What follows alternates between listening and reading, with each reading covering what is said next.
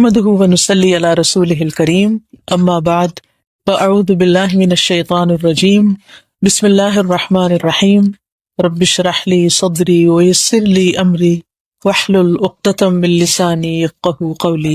اللہ سبحانہ تعالیٰ نے انسان کو اس دنیا میں بھیجا اور اس کی زندگی کا مقصد یہ بتایا کہ الذی خلق الموت والحیاة لیبلوکم ایکم احسن عملا، وہ جس نے موت اور زندگی کو بنایا تاکہ تمہیں آزما کے دیکھے کہ تم میں اچھے کام کون کرتا ہے۔ تو ہر شخص کی زندگی میں یہ امتحان بہت بڑا ہے کہ اس سے یہ دیکھا جا رہا ہے کہ وہ کرتا کیا ہے۔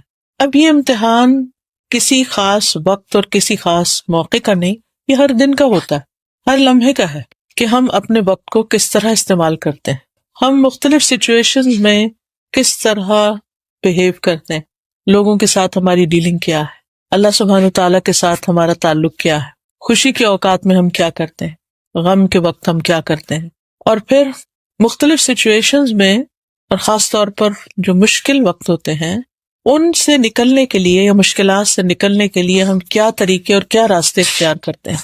اصل میں زندگی میں اللہ نے ہمیں نعمتیں بھی بہت دے رکھی، لیکن اس کے ساتھ ساتھ کچھ ایسی چیزیں بھی ہیں ہمارے ساتھ کہ اگر انسان کو ان سے بچاؤ کا طریقہ نہ آتا ہو تو انسان کی زندگی برباد ہو جاتی، یہ دنیا کی زندگی بھی مشکل ہو جاتی، اور پھر جب انسان کے اوپر مشکلیں بہت پڑ جائیں اور وہ ان سے نکلنے کا اس کو راستہ نہ آتا ہو تو انسان اپنی آخرت کے لیے بھی کچھ زیادہ نہیں کر سکتا۔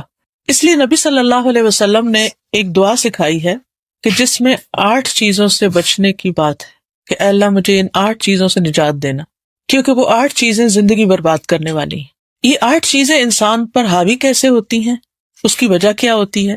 اس کی بنیادی وجہ انسان کی غفلت ہوتی ہے، تو انسان پر ان چیزوں کا اٹیک ہو جاتا ہے، یا پھر انسان کے گناہ ہوتے ہیں، اللہ سبحانہ تعالیٰ کی نافرمانیاں ہوتی ہیں، کیونکہ اللہ تعالیٰ قرآن مجید میں فرماتے ہیں وَمَا أَصَابَكُم مِّن مُّصِيبَةٍ فَبِمَا كَسَبَتْ أَيْدِيكُم، تمہیں جو بھی کوئی مصیبت آئی وہ تمہارے اپنے ہاتھوں کی کمائی سے آئی، یعنی اس کے پیچھے انسان کا اپنا بھی کچھ نہ کچھ قصور ہوتا ہے۔ اس لیے بہت ضروری ہے کہ انسان ایک طرف اپنے گناہوں سے بچنے کی کوشش کرے، ان کاموں سے بچنے کی کوشش کرے جو اللہ سبحانہ تعالیٰ کو پسند نہیں، اور دوسری طرف وہ چیزیں بھی اختیار کرے کہ جس سے انسان مشکلات سے نکل سکے۔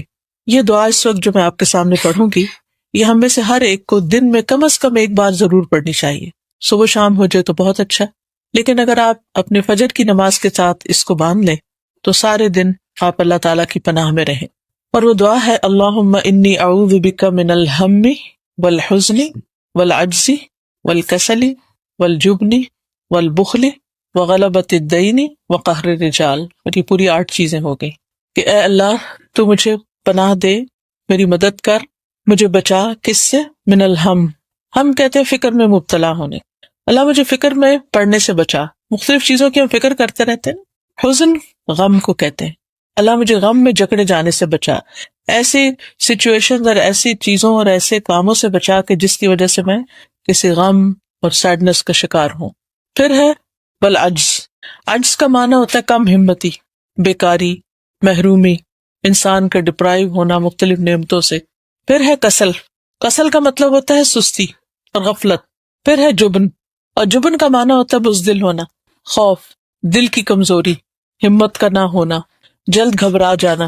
پھر ہے بخل، کنجوسی، حرص، لالچ، مال کے بارے میں دل کی تنگی۔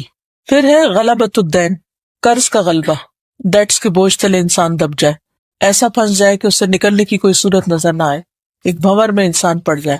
اور پھر قہر الرجال، لوگوں کے قہر، غضب، ظلم اور غلبے سے بچانا، کہ لوگ ہمیں کنٹرول کریں، لوگ ہم پر چڑھائی کریں۔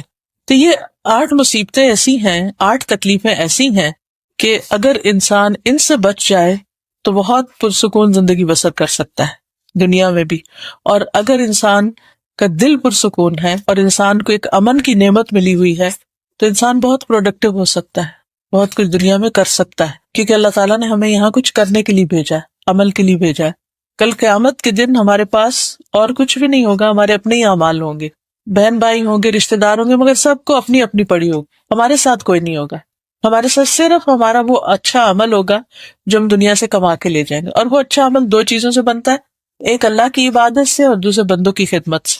یہ دونوں چیزیں اگر نیک نیتی کے ساتھ کی جائیں تو انسان کے نامہ اعمال میں جمع ہوتی رہتی ہیں، اور یہی اپنے ہاتھوں کی کمائی ہے جو کل قیامت کے دن کام آنے والی۔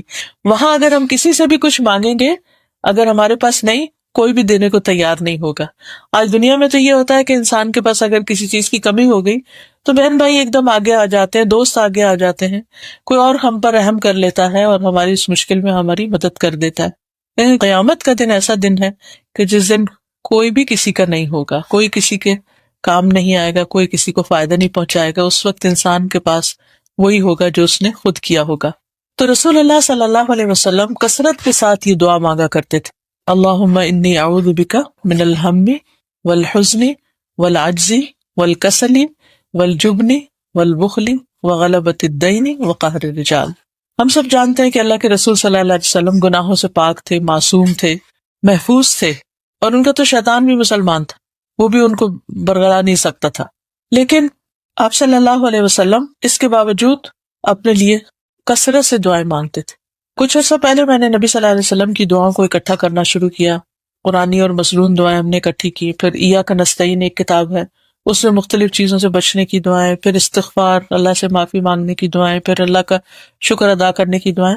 میں نے دیکھا کہ نبی صلی اللہ علیہ وسلم کی اتنی زیادہ دعائیں ہیں کہ مجھے بہت حیرت ہوئی کہ وہ تو اللہ کے نبی تھے، اللہ کے محبوب تھے، لیکن اس قدر ان کے اندر بندگی اور اتنی عاجزی کہ ہر وقت اللہ سے مانگ رہے ہیں، چھوٹی سے چھوٹی چیز بھی اور بڑی سے بڑی چیز بھی، اور مختلف طرح کے شر سے اللہ تعالیٰ کی پناہ لیتے ہیں کہ اللہ تعالیٰ مجھے ان ساری چیزوں کے شر سے بچا۔ حالانکہ اللہ کی خاص تائید اور مدد آپ کو حاصل تھی، اس کے باوجود آپ اپنے لیے دعائیں کرتے تھے۔ تو ہم تو عام انسان ہیں اور ہمارے ساتھ تو شیطان بھی ہے اور اپنا نفس بھی ہے اور ماحول بھی، تو اپنے لیے اس دعا کو ہمیں کثرت سے مانگنا چاہیے۔ ایک دفعہ رسول اللہ صلی اللہ علیہ وسلم مسجد میں گئے تو آپ کے ایک صحابی تھے جن کا نام تھا ابو امامہ، وہ مسجد میں بیٹھے ہوئے تھے۔ تو آپ نے پوچھا کہ یہ نماز کا وقت تو نہیں، تو پھر تم مسجد میں کیوں بیٹھے ہو؟ تو اس نے کہا کہ مجھے کچھ تفکرات نے گھیرا ہوا ہے، میری کچھ پریشانیاں ایسی ہیں کہ جن کی وجہ سے میں بہت غم زدہ ہوں، اس لیے میں یہاں بیٹھا، اور وہ یہ کہ میں بہت قرضے میں پھنس گیا ہوں۔ تو آپ صلی اللہ علیہ وسلم نے ان کو اس وقت فرمایا کہ یہ کلمات تم صبح شام پڑھا کرو تو تمہارے سارے فکر دور ہو جائیں گے۔ تو انہوں نے اس کا اہتمام کرنا شروع کر دیا، اس کی پابندی کرنی شروع کر دی، تو ان کے سارے فکر بھی دور ہو گئے، ان کا سارا قرضہ بھی اترا، اور پھر یہ دعا ہم سب کے لیے محفوظ بھی ہو گئی۔ ہماری مشکلات کے حل قرآن و سنت میں موجود ہیں، یہ الگ بات ہے کہ ہمیں پتہ ہی نہیں ہوتا کہ کیا کیا خزانے وہاں موجود ہیں۔ ہم عام انسانوں سے پوچھتے ہیں کہ ہمیں کوئی وظیفہ یا کوئی چیز بتا دیں، لیکن آپ دیکھیے کہ اللہ کے رسول صلی اللہ علیہ وسلم نے تو جو کچھ بتایا وہ ان کو وحی کے ذریعے ملا تھا، اور اگر ہم اس کو یقین کے ساتھ پڑھیں اور یقین کے اور شعور کے ساتھ اس کو مانگیں تو ہر طرح کی مشکلات حل ہو سکتی ہیں۔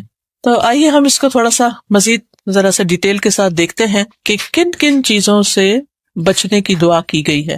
اللہم انی اعوذ بک من الہم والحزن والعجز والکسل والبخل والجبن ودلع الدین وغلبۃ الرجال، یا غلبۃ الدین وقہر الرجال، دونوں طرح کے الفاظ آتے ہیں۔ تو سب سے پہلی چیز جس سے بچنے کے لیے کہا گیا وہ ہے الہم۔ ہم کا مطلب ہوتا ہے تفکرات، فکر فاقہ، اس کا کیا ہوگا، اس کا کیا ہوگا، وہ کام نہیں ہوا، یہ مسئلہ رہتا ہے۔ بعض اوقات ہم لوگوں کی بس عادت ہو جاتی ہے کوئی نہ کوئی فکر لگائے رکھنا اپنے آپ کو، ایک ختم ہوتی ہے تو دوسری ختم ہوتی ہے تیسری۔ اصل میں شیطان ہمارا دشمن ہے، وہ کبھی ہمیں خوش دیکھ ہی نہیں سکتا۔ آدم علیہ السلام سے جیلس ہوا تھا نا کہ ان کو اتنا زبردست، اتنا اونچا لمبا قد ملا ہے، اتنا حسن ملا ہے، جنت کا لباس ملا ہے، اور ان کو علم ملا ہے، یعنی ہر طرح کی نعمت آدم علیہ السلام کے پاس تھی۔ اور پھر سب سے بڑی بات ہے کہ فرشتوں سے کہا گیا کہ ان کے آگے سجدہ کرو، شیطان کو بھی، یعنی ابلیس کو بھی ساتھ کہا گیا، تو وہ بہت جیلس ہو گیا کہ ان کے آگے میں کیسے جھکوں، میں تو خود آگ سے بنا ہوں، اور آگ میں تو بڑی طاقت ہوتی ہے اور آگ بہتر ہے، اور آدم تو مٹی سے بنے۔ یعنی انہیں کوئی خوبی ان کی نظر نہیں آ رہی تھی کہ ان کا اتنا اونچا لمبا قد اور ان کا حسن اور جمال اور ان کا لباس اور ان کے پاس سب چیزوں کا علم، کیونکہ قرآن کہتا ہے نا علم آدم الاسماء کلھا، وہ علم جو فرشتوں کے پاس بھی نہیں تھا، ابلیس کے پاس بھی نہیں تھا۔ تو اب آپ ذرا امیجن کریے کسی ایسے شخص کو کہ جس کے پاس خوبصورتی بھی ہو اور جس کے پاس ہر طرح کی نعمتیں بھی ہوں، اور اس کے ساتھ ساتھ یہ کہ اس کے پاس علم بھی ہو، ہائیلی کوالیفائڈ بھی ہو، تو کون اس سے جیلس نہیں ہوگا؟ عام طور پر جس کے پاس یہ سارا کچھ اکٹھا ہو جائے تو اس کے تو بہت دشمن ہو جاتے ہیں خواہ مخواہ میں بھی۔ تو ابلیس کو آدم علیہ السلام سے حسد ہوا، وہ ان کو دیکھ نہیں سکا کہ اتنی زیادہ اس مٹی کے پتلے کو عزت مل گئی ہے. تو اسی طرح انسان کی زندگی میں بعض مرحلے ایسے ہوتے ہیں کہ جب انسان محنت کرتے کرتے اللہ کی توفیق سے آگے بڑھتے بڑھتے کسی مقام پر پہنچتا ہے تو خوشیاں دیکھنا نصیب نہیں ہوتی. خوشیاں ہوتی ہیں، نعمتیں ہوتی ہیں، ہمارا دل فکروں سے آزاد نہیں ہوتا، ہم نعمتوں کو انجوائے نہیں کر سکتے. تو ان کو کیوں نہیں انجوائے کر سکتے کہ شیطان ہمارے دل میں وسوسے ڈالے چلے جاتا ہے، کہیں یہ نہ چھن جائے، وہ نہ ہو جائے، وہ کسی کا ہم سن لیتے ہیں، اس کے اوپر کوئی مشکل آ گئی تو ہمیں یوں لگتا ہے جیسے وہ ہم پہ بھی آگے رہے گی یا کچھ ہوگا. تو خواہ کی کچھ نہ کچھ فکریں، کچھ فوبیاز، کچھ ذہنی پریشانیاں انسان کو لگ جاتی ہیں. تو ایسی پریشانیاں، ایسی فکریں، اور خاص طور پر فضول قسم کی پریشانیاں جن کا کوئی وجود ہی نہیں ہے، جن کی کوئی حقیقت ہی نہیں ہے، ان سے بچنے کے لیے یہ دعا بہت فائدہ مند ہے. اللہم انی اعوذ بک من الہم. دوسری چیز جس سے بچنے کے لیے دعا مانگی جا رہی ہے وہ ہے حزن. حزن کہتے ہیں غم کو، جو پاسٹ کے واقعات پر ہوتا ہے. اگر ہم کبھی بھی رو رہے ہوں تو سوچیں گے ہم کس بات پہ رو رہے ہیں، تو کوئی نہ کوئی چیز ہوگی جو پیچھے گزر چکی ہوگی. کچھ چیزیں تو قریب نیئر پاسٹ میں گزری ہوتی ہیں، اور کچھ وہ بچپن کی ہوتی ہیں، اور کوئی شادی کے وقت کی ہوتی ہے، اور کوئی ان کو یعنی یاد کر کے رونا شروع کر دیتے ہیں ہم کبھی کہ یہ کیوں ہوا، فلاں نے مجھے یہ کیوں کہہ دیا، فلاں نے میرے ساتھ ایسا سلوک کیوں کیا، وغیرہ وغیرہ.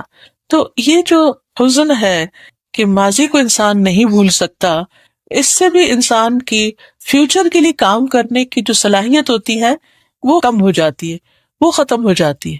اور یہ حزن بھی انسان کا بہت بڑا دشمن ہے. تو اس لیے انسان کو اس غم سے بچنے کے لیے کوشش بھی کرنی چاہیے اور دعا بھی کرنی چاہیے. حدیث میں آتا ہے کوئی بندہ ایمان کی حقیقت کو اس وقت تک نہیں پا سکتا جب تک اسے یہ یقین نہ ہو جائے کہ جو کچھ اسے پہنچتا ہے وہ اس سے رہ نہیں سکتا تھا، اور جو اس سے رہ گیا وہ اسے پہنچ نہیں سکتا تھا. یعنی جب یہ بات انسان کو سمجھ آ جائے گی تو انسان کو ایمان کی حقیقت سمجھ آ جائے گی. کیا مطلب ہے اس کا؟ کہ جو میرے ساتھ ہوا یہ ہونا ہی تھا، یہ میری تقدیر میں تھا، اس لیے ہو گیا. اور کبھی غم اس بات کا ہوتا ہے کہ فلاں چیز مجھے ملنے والی تھی وہ کیوں نہیں ملی. یعنی خاص طور پر انسان اگر کوشش کرتے کرتے کوئی چیز اچیو کرنے کے قریب ہوتا ہے تو بعض اوقات ایسا ہوتا ہے کہ وہ چیز پا نہیں سکتا، وہاں تک پہنچ نہیں سکتا.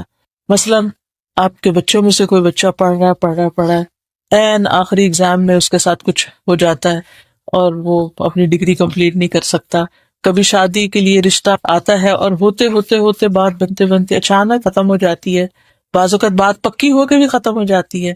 اب یہ باتیں ہمارے لیے جان لیوا ہو جاتی ہیں کہ میرے ساتھ ایسا ہوا تو کیوں ہوا، میرے بچے کے ساتھ ایسا ہوا تو کیوں ہوا.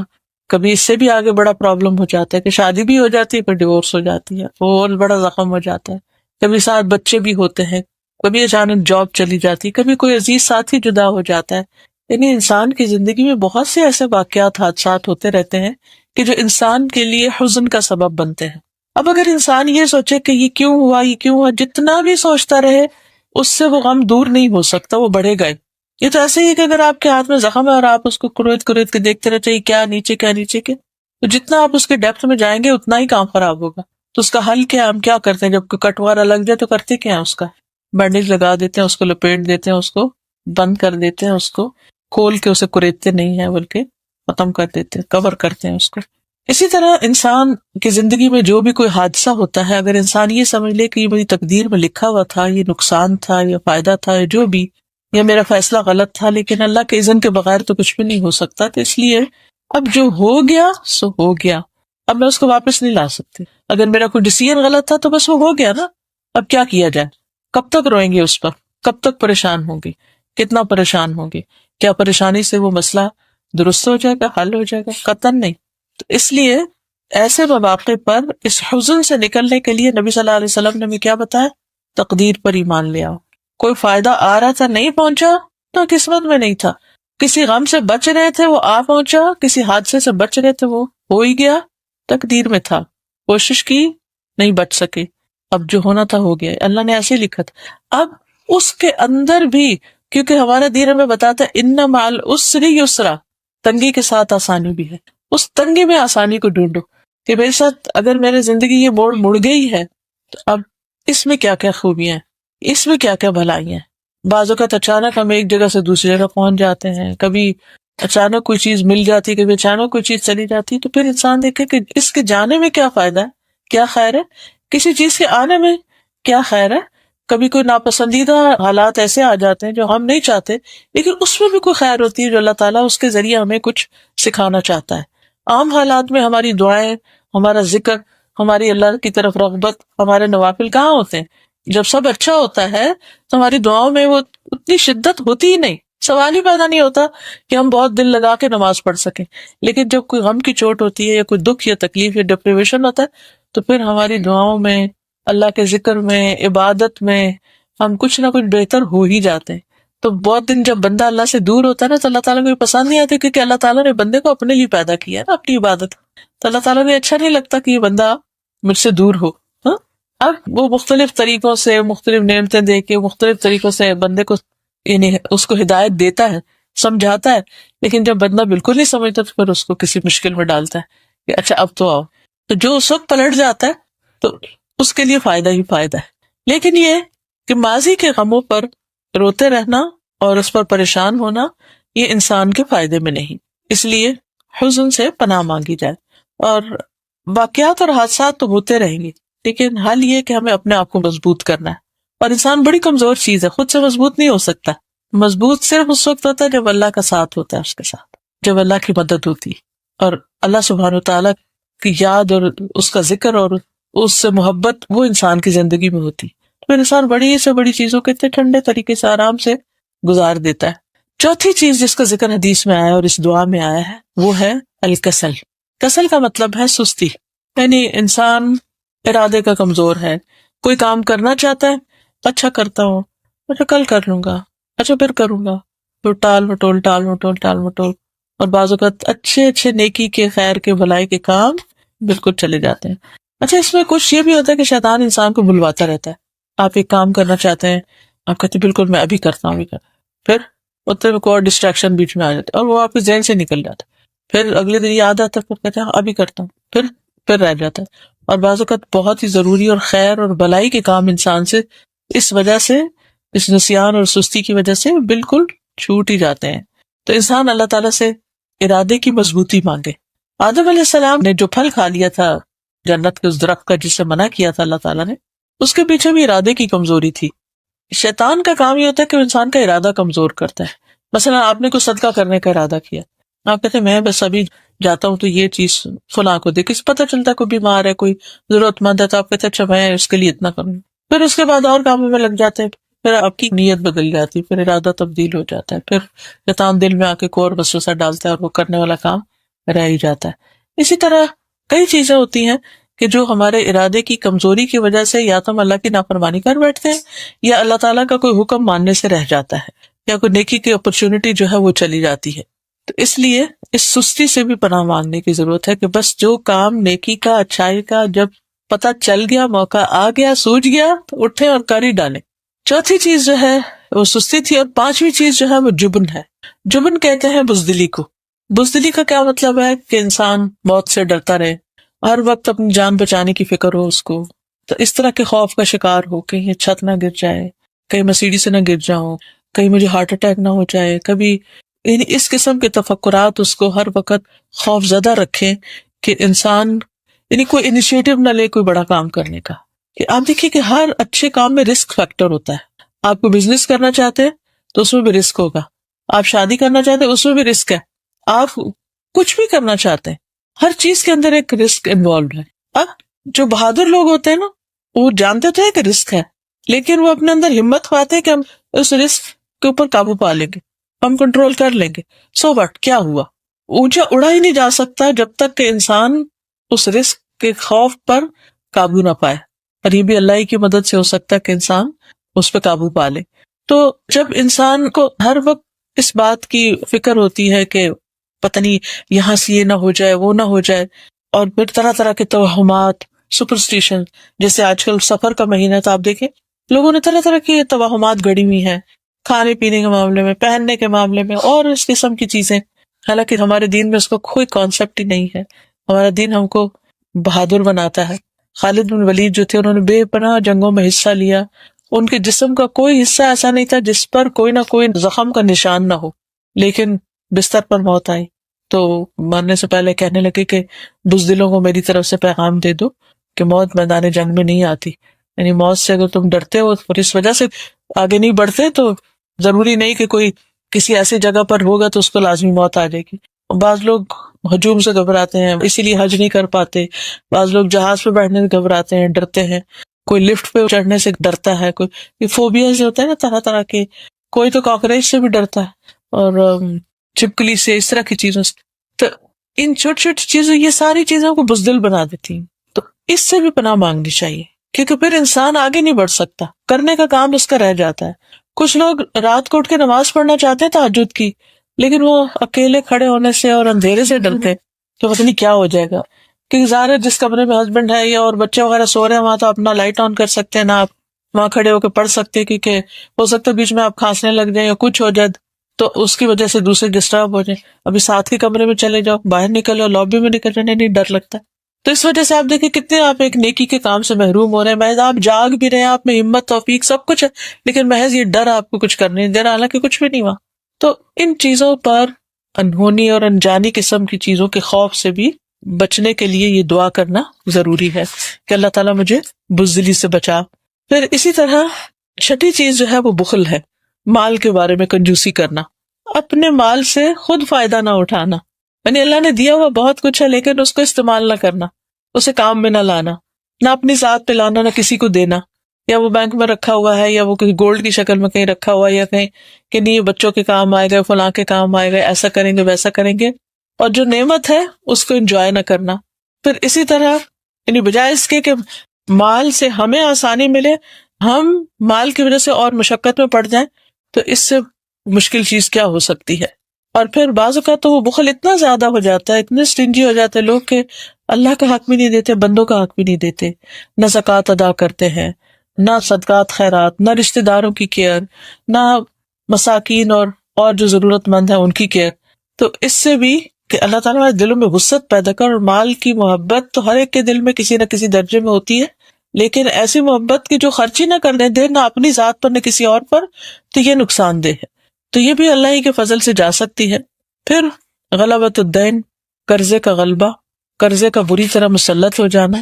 بعض اوقات لوگوں کو فضول قرض لینے کی بھی عادت پڑ جاتی ہے، ہر چھوٹی بڑی چیز کے لیے قرض لے لیتے اور پھر اس کو ادا کرنے کی فکر نہیں کرتے، نہ اس کے لیے محنت کرتے ہیں۔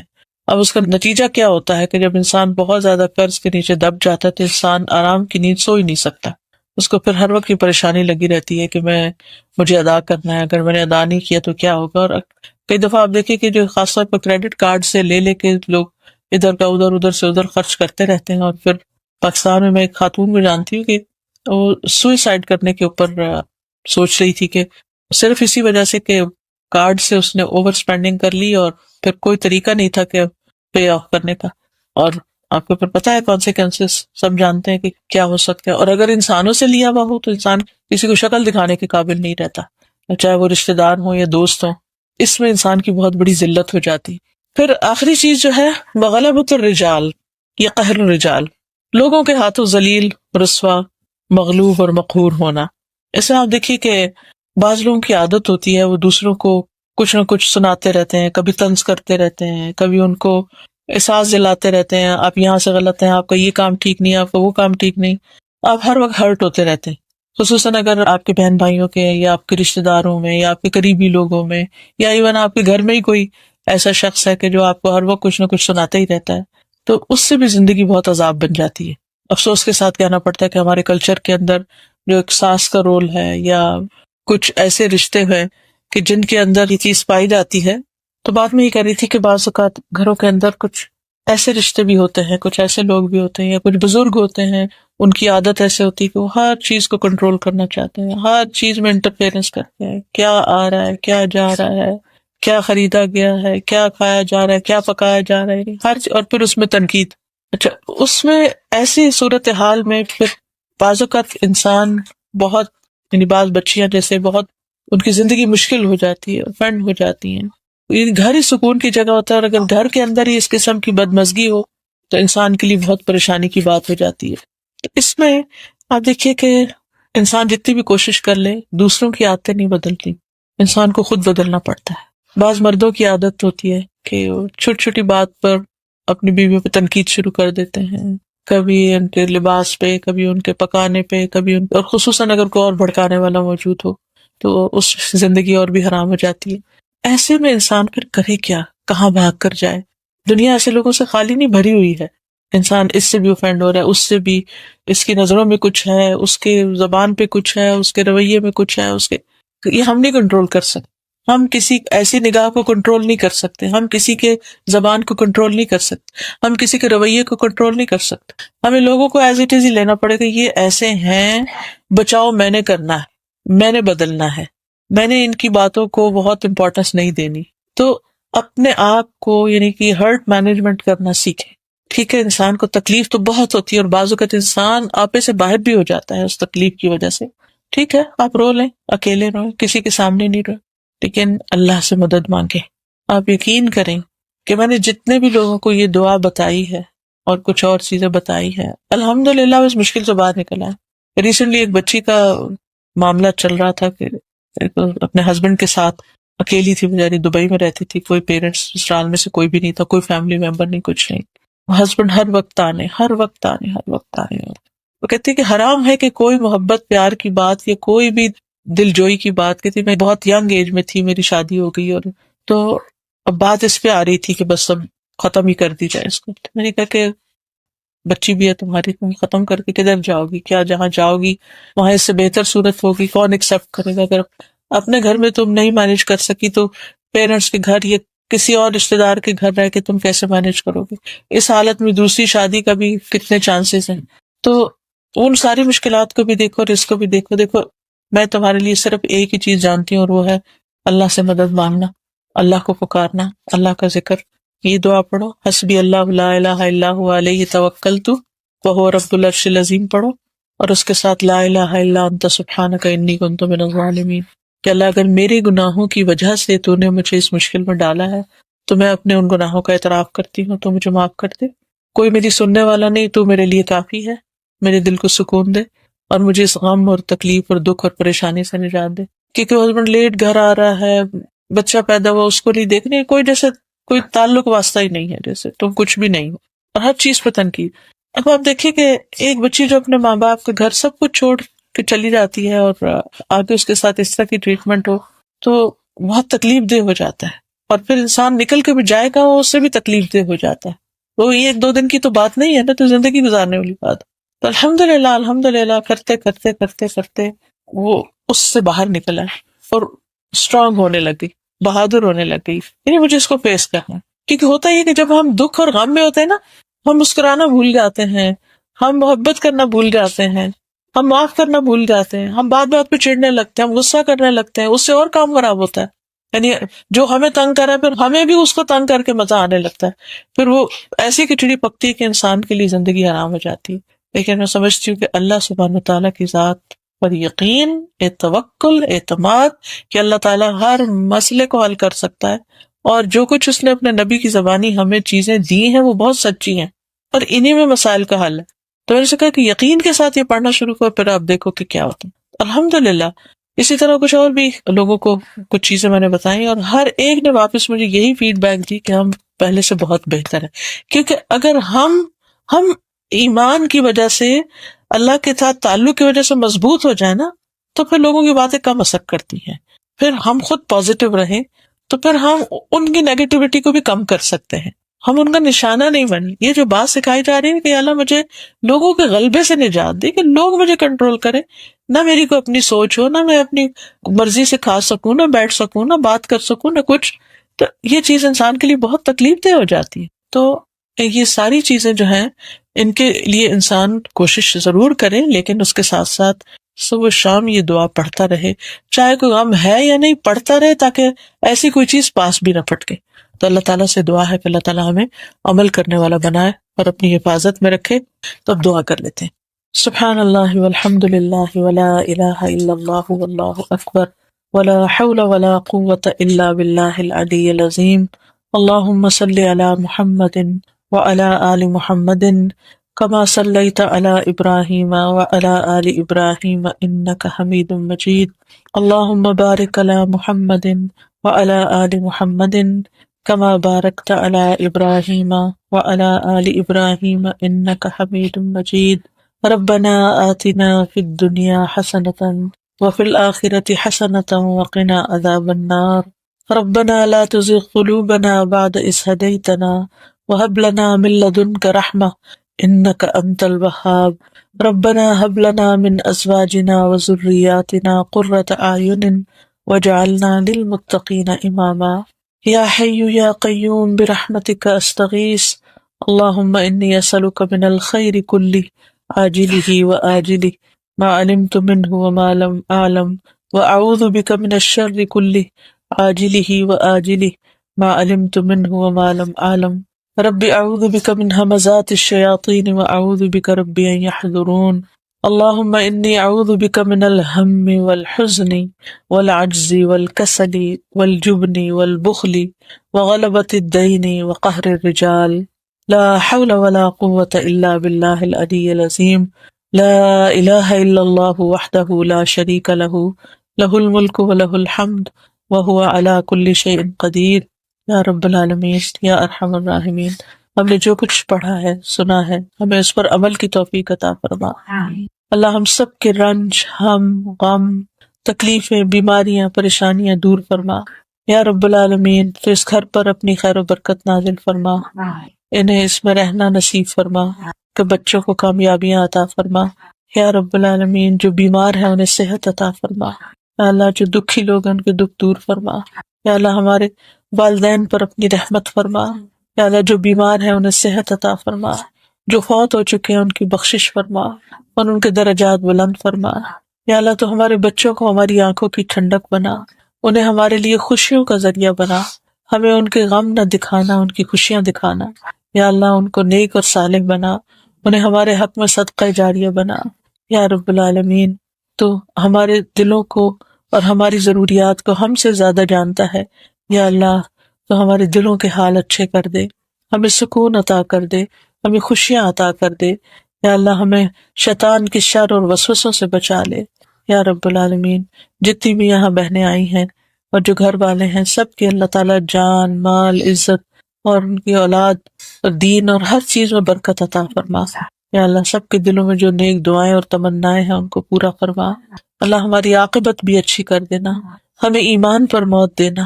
اللہ، ہمیں قبر کے عذاب سے بچانا۔ یا اللہ، ہمیں دوزخ کے عذاب سے بچانا۔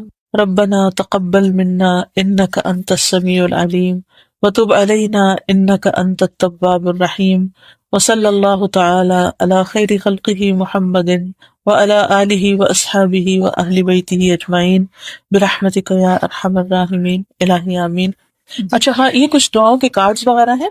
ایک تو یہ ایاک نستعین ہے، اس میں مختلف طرح کی دعائیں ہیں، صبح شام کی حفاظت کی دعائیں ہیں، پھر بیماری سے بچنے کی اور شفا کی دعائیں ہیں، دشمن کے شر سے بچنے کی دعائیں ہیں، رات کے وقت پروٹیکشن کی دعائیں ہیں، پھر اسی طرح نظر بد سے بچنے کی دعائیں ہیں، پھر بلیک میجک اور اسی طرح کی جو ڈفرینٹ ایولز ہیں ان سے بچنے کی دعائیں ہیں، پھر غم اور ڈپریشن اور اس طرح کی مختلف دعائیں جو ہیں انگلش ٹرانسلیشن اور ٹرانسلیٹریشن کے ساتھ، کیونکہ بعض اوقات عربی نہیں پڑھی جاتی نا، تو انگلش میں عربی لکھی ہوئی ہے تاکہ پڑھی جانی ہو، آپ دوسروں کو بھی دے سکتے ہیں۔ اسی طرح جب کوئی کاموں میں رکاوٹ آئے تو انسان کو استغفار کرنی چاہیے، اور اس میں یہ بخشش کی دعائیں، استغفارات جو ہیں یہ بہت فائدہ دیتے، سب کو ایک جگہ اکٹھا کر دیا گیا۔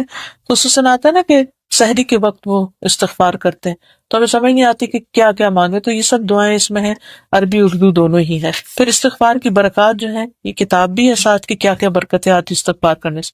پھر اللہ نے جو ہمیں نعمتیں دی ہوئی ہیں ان کی حفاظت جو ہمیں شکر کے ساتھ ہوتی ہے، تو یہ شکر کی دعائیں ہیں الحمدللہ کی۔ پھر یہ رسول اللہ صلی اللہ علیہ وسلم کے دن رات کیسے گزرتے تھے، کیا کیا کرتے تھے، تو اچھی یعنی مختصر انداز میں آپ کے معمولات اور معاملات جو ہیں ان کے بارے میں اس میں بتایا گیا ہے۔ تو یہ اوپر اسٹال سا لگا ہوا ہے، جو لینا چاہے اس کو لے سکتے ہیں۔ السلام علیکم و رحمۃ اللہ وبرکاتہ۔